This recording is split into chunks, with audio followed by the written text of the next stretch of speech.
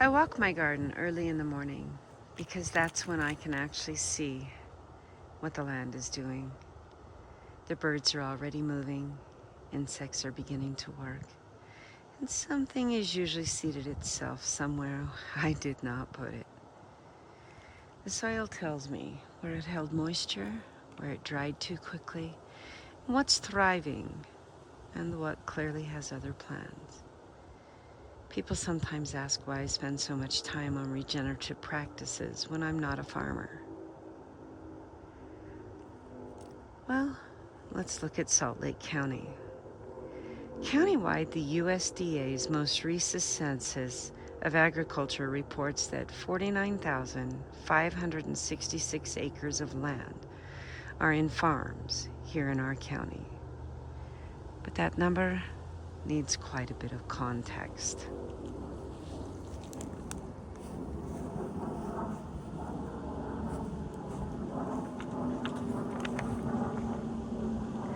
Of those 49,566 acres, only 4,652 acres are actually classified as cropland.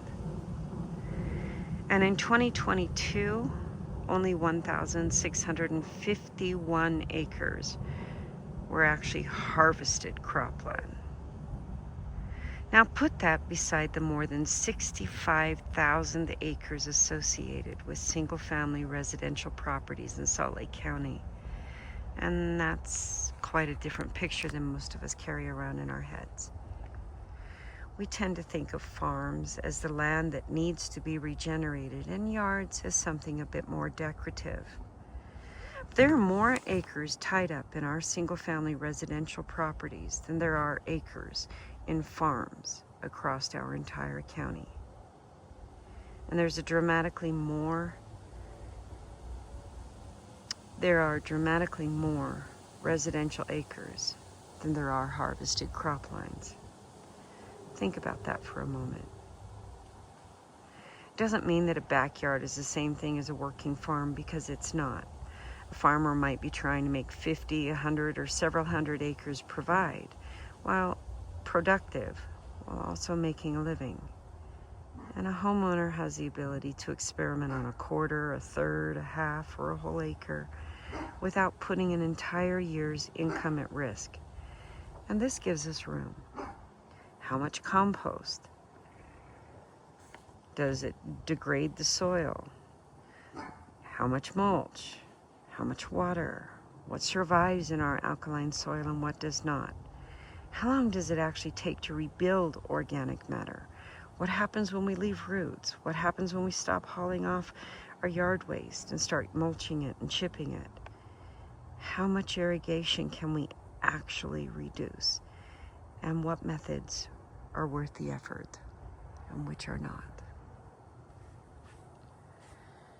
So running total in this yard, we have, over the course of the last 15 years, brought in over 60,000 cubic tons of wood mulch and compost. And we achieved regeneration in our original plot right here.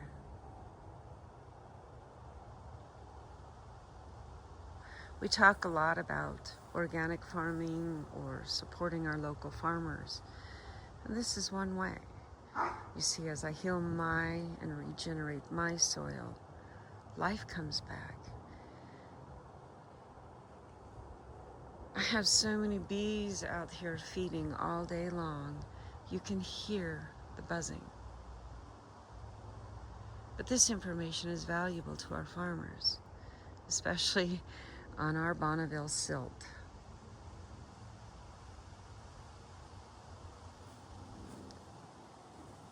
So rather than just shaking the hand of the farmer that feeds you, regenerate your soil. Learn what it takes. Learn what's successful. Measure those things. Your farmer's there to feed you, absolutely. But he needs support. His bee populations, their bee populations need support. Migrating wildlife needs support.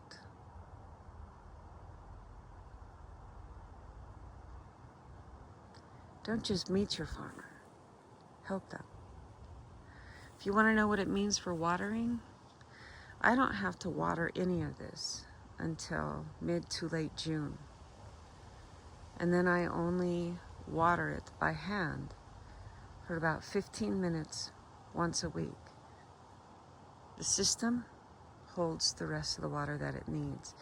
And that hop right there, that's 5 hops, 5 plants that grow this large, and I've got 5 on each side of the hop house. Normally hops require a gallon of water every day, especially during the height of their growing season. Those hops, they get watered once a month,